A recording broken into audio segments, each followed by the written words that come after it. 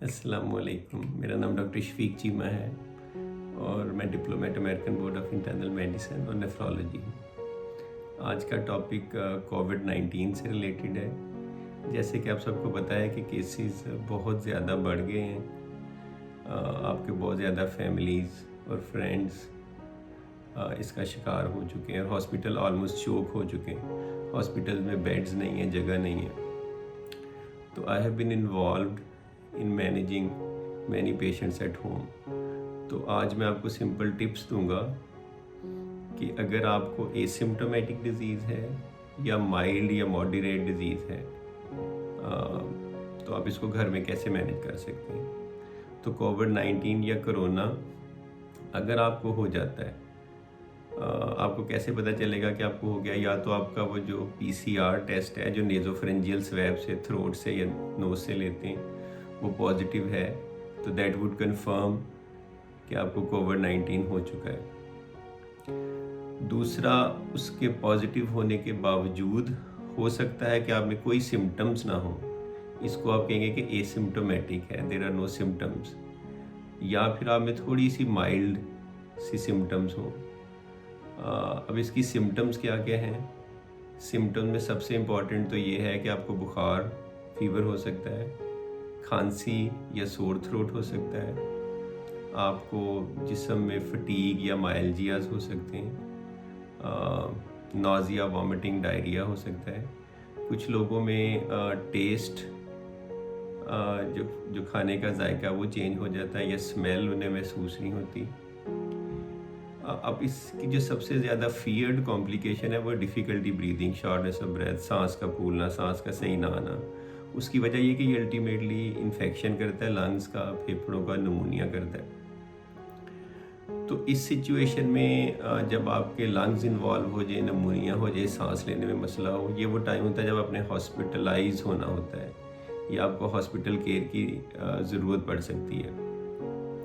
इससे पहले पहले एसिम्प्टोमेटिक या माइल्ड सिम्टम्स के जैसे सिर्फ बुखार है, माइल्जियाज हैं, थोड़ा जिस्म टूट रहा है, थकावट है, गला ख़राब है, इसको आप घर में मैनेज कर सकते हैं एज लॉन्ग एज आपकी ब्रीदिंग ठीक है, आपको शॉर्टनेस ऑफ ब्रेथ नहीं है, आपकी ऑक्सीजन सैचुरेशन जो है पल्स ऑक्सीमीटर पे जो चेक करते हैं वो बिल्कुल ठीक है।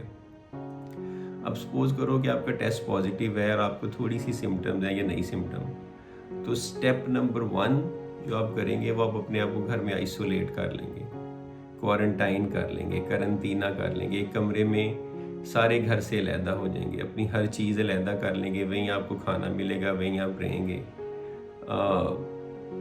ताकि आपका बाकी फैमिली मेम्बर से इंटरेक्ट ना हो और बाकी के लोग बच सकें। स्टेप नंबर 2 जो मेरे ख्याल में सबसे इम्पॉर्टेंट है, throughout this process you should be in touch with the doctor, ताकि आप अपने तौर पे सारा कुछ ना करें। This video will help you a little bit but still you need to have a doctor, that would be step number 2, ताकि आप किसी से इन टच हों, वो आपको गाइड कर सके।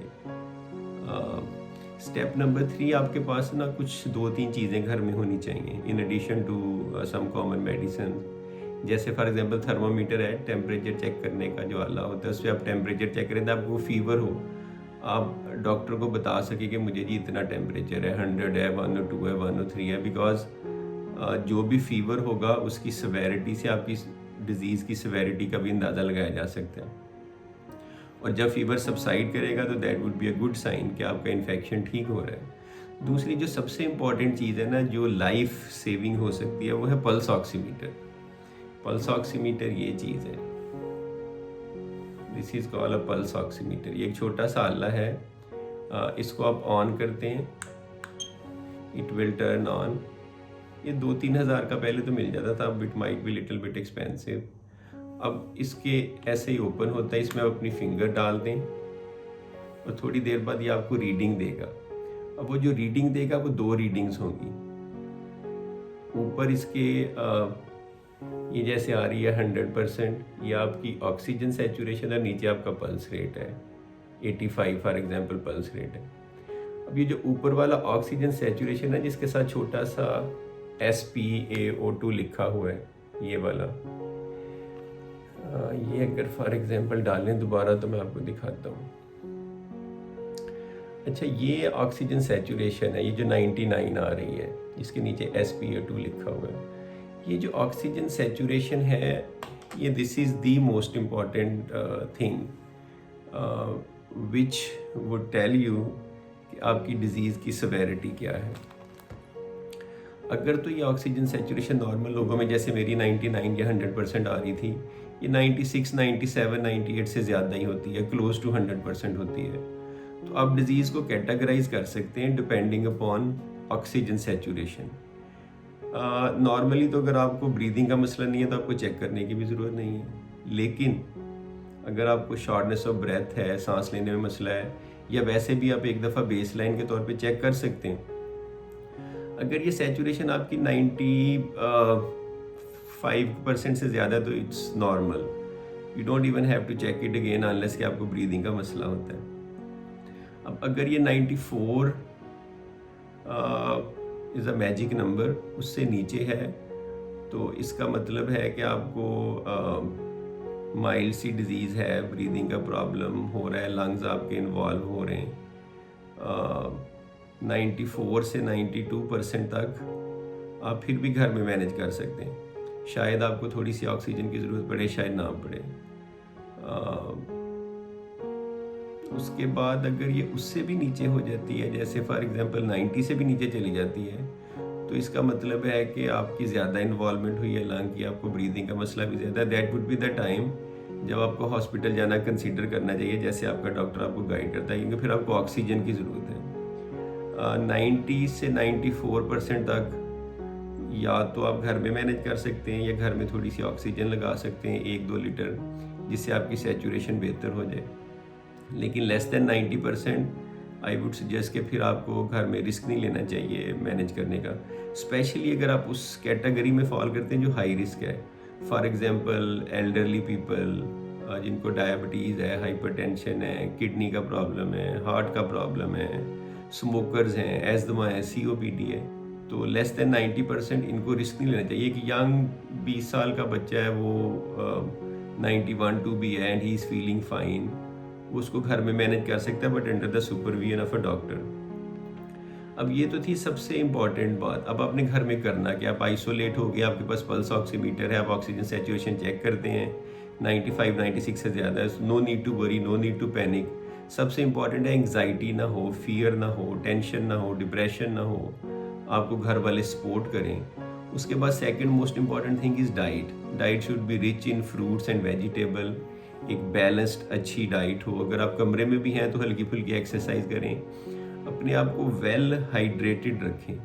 हाइड्रेशन इज़ वेरी इंपॉर्टेंट, क्योंकि अगर आप अच्छी तरह हाइड्रेट होंगे तो आपको डिहाइड्रेशन या वॉल्यूम डेफिशिएंसी वगैरह नहीं होगी। अपना मूड एलिवेटेड रखें, दुआ करें, नमाज़ें पढ़ें। अब ये तो था डाइट का role, diet, exercise, balance diet. Next आ जाता है कि क्या मेडिसिन भी कोई आपके पास घर में ऐसी होनी चाहिए। उसमें सबसे important which I would recommend कि आपके पास पैनाडोल होनी चाहिए, ताकि बुखार आप 2 पैनाडोल हर 6 घंटे बाद हस्बे ज़रूरत दर्द या बुखार के लिए ले सकते हैं। अब इसके अलावा जितनी भी मेडिकल ट्रीटमेंट है ना, सबका रोल कंट्रोवर्शियल है और पीपल आर यूजिंग इट, लेकिन वो उसके बारे में कोई एविडेंस नहीं है, कोई डाटा नहीं है, कोई इसको सपोर्ट करने के लिए। डिपेंडिंग अपॉन आपकी सिचुएशन आपका डॉक्टर आपको रिकमेंड कर सकता है। फॉर एग्जांपल कुछ चीज़ें हैं जैसे मल्टी विटामिन है, आप ले सकते हैं, उसमें there is no harm in taking. इसी तरह CAC 1000 है, उसमें विटामिन C है, कैल्शियम है, ले सकते हैं, कोई हर्ज नहीं है। विटामिन D ले सकते हैं, जिंक डेली ले सकते हैं। विटामिन D में जैसे कैप्सूल सनी डी या 50,000 का वंस अ वीक ले सकते हैं। जिंक थोड़ा सा डेली ले सकते हैं। और भी अगर आप कुछ चीज़ें करना चाहें, जैसे जिंजर है, हल्दी है, एंटीऑक्सीडेंट रोल है, कर सकते हैं। अब ये सारी चीज़ें ना बिनाइन है, इनके कोई ख़ास साइड इफ़ेक्ट्स नहीं है, यू कुड डू इट। इसका बेनिफिट है कि नहीं, इट्स नॉट प्रूवन, लेकिन देर आर लाइक 5 मेडिसिन्स जिनका रोल हो भी सकता है, नहीं भी हो सकता, वो आपने खुद नहीं लेनी। उसमें नंबर 1 इज एजिथ्रोमाइसिन या Azomax, number 2 hydroxy chloroquine, number 3 Deltacortril, number 4 ivermectin, number 5 Xarelto या सबक्यूटेनियस हेपरिन जैसे क्लेक्सेन है। अब ये डॉक्टर आपको दे सकता है, इनका कोई रोल हो भी सकता है, नहीं भी हो सकता, लेकिन you can not just take it कि उसने जिथ्रोमाइसिन ली थी मैं भी ले लूँ। स्पेशली अगर आप ट्रांसप्लांट के पेशेंट हैं तो वो इंटरेक्ट कर सकती है, तो this has to be done under the supervision of a doctor. अब नेक्स्ट क्वेश्चन आता है कि और टेस्ट क्या क्या करवाए जाएं। टेस्टों की सिग्निफिकेंस ये है कि उनसे सिवेरिटी ऑफ डिजीज़ का पता चलता है कि डिजीज़ कितनी सीवियर है। तो टेस्ट मैं आपको बता देता हूँ और साथ में वीडियो क्लिप के नीचे ना लिख भी दूंगा, ताकि अगर आप ऑर्डर करना चाहें तो आप खुद भी वो करवा सकते हैं, so that you don't have to write it. उसमें से routine lab, CBC, RFT, electrolytes, और इसके अलावा कुछ इन्फ्लेमेटरी मार्कर्स हैं जैसे CRP है, LDH है, D डायमर है, फेरेटिन लेवल है, प्रोकैल्सिटोनिन लेवल है। ये 5-6 टेस्ट अगर आप करवाएं तो इनसे आपकी जो कोविड-19 की सिवेरिटी का पता चलता है, जस्ट लाइक पल्स ऑक्सीमीटर जो ऑक्सीजन सैचुरेशन से पता चलता है। तो these test are very important. इससे जब अपने डॉक्टर से बात करेंगे तो अगर तो सारे टेस्ट ये अच्छे आते हैं, नॉर्मल है, नेगेटिव है, तो that will be reassuring like good oxygen saturation. अब हो सकता है कि आप बिल्कुल ठीक हो रहे हो और सडनली आपकी ऑक्सीजन सैचुरेशन खुदा न खास्ता ड्रॉप करती है, सांस का मसला होता है, क्योंकि इसमें चेंजेस आ सकती हैं। तो उस सिचुएशन में अगर आप हॉस्पिटल जाना चाहते हैं based on the doctors guidance, तो आई वुड रिकमेंड कि हॉस्पिटल पहले चेक कर लें कि वहाँ पे स्पेस है भी कि नहीं, क्योंकि करंटली द सिचुएशन इज़ कि आप हॉस्पिटल जाते हैं और आपको जगह नहीं मिलती, तो you have to have bed available before you actually go to the hospital. अब हॉस्पिटल में इट्स टोटली डिफरेंट सिचुएशन। हो सकता है कि आपको सिर्फ ऑक्सीजन ही की ज़रूरत पड़े, थोड़ी सी हाई फ्लो के साथ, हाई कैनुला ऑक्सीजन, या हो सकता है आपको नॉन इन्वेसिव वेंटिलेशन की ज़रूरत पड़े, जैसे CPAP, BiPAP वगैरह यूज़ करते हैं, या नॉन रीब्रीदर मास्क होता है। और इन मोस्ट फीयर्ड केसेस या मोस्ट सीवियर केसेस में you might need mechanical ventilation, कि आपको वेंटिलेटर पे डालना पड़े। और वहाँ फिर ये सारी मेडिसिन जिनकी जो ब्लैक में फ़रोख्त हो रही हैं और काफ़ी एक्सपेंसिव हैं, जैसे एक्टेमरा वगैरह, ये वो, इनका रोल हो सकता है, प्लाज्मा का रोल हो सकता है, IV स्टीरॉइड्स का रोल हो सकता है, एंटीबायोटिक्स का हो सकता है, but then it's up to the pulmonary critical care physician to decide कि आपको क्या देना क्या नहीं। तो what I told you is just how to manage it at home, mild cases में, एसिम्प्टोमेटिक केसेस में। और एक और चीज़ इंपॉर्टेंट है जो which I forgot to tell you, कि अगर आपको एसिम्प्टोमेटिक डिजीज़ है या माइल्ड भी सिम्टम्स हैं, तो आपके जो सारे कॉन्टैक्ट्स हैं, फैमिली मेम्बर हैं, they should be tested also.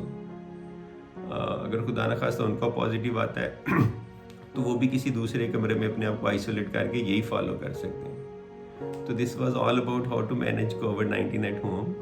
I hope you like it. Thank you very much. खुदा हाफिज़।